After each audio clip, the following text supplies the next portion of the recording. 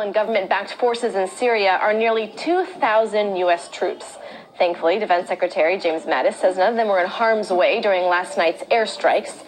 Joining me now with a look at the military perspective, Heritage Foundation visiting fellow and former Army Special Forces officer Steve Bucci. Steve, thank you so much for joining us. I really appreciate it. I wanted to get your perspective today because I'm sort of curious as to, yes, we heard the announcement from the president, and almost seconds later, and even during his speech, we were getting immediate reports of bombings taking place. But that takes some preparation, obviously. Can you sort of walk me through what happened last week? Absolutely. The president gives his initial intent to the Department of Defense folks, and they go back and start looking at options. They'll come back to the president in the midst of the process to try and either get more guidance or to offer him something he may not have asked for initially as another option.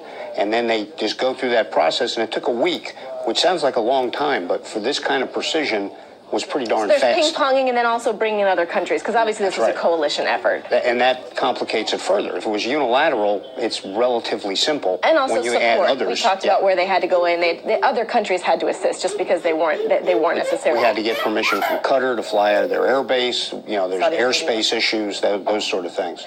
I'm curious as to the troops that are on the ground. There's 2,000 men and women on the ground, and just was it more than a week ago, we had heard that they were going to be sort of drawing back out of Syria. We heard that from President Trump. What now? What are they thinking right now? I mean, has their mission changed? At this point, no, it hasn't. This was, as Secretary Mattis described, a one-time shot to try and deter and degrade Assad from using chemical weapons. It is not a new mission creep. It's not something different than what those folks were doing. Do you think this is a one-off? It's a one-off right now, and depending on what Assad does, there could be follow-ons. This is a continuing effort, but it's not a day-to-day air campaign yet. So those folks on the ground are going to continue the missions they were doing, fighting ISIS, working with our friends, and going after our enemies. And a lot of them are very, very well informed about this stuff. Our commanders keep those young folks informed, and some of them are not that young. Some of them are very experienced, special forces guys who have a lot of miles on them.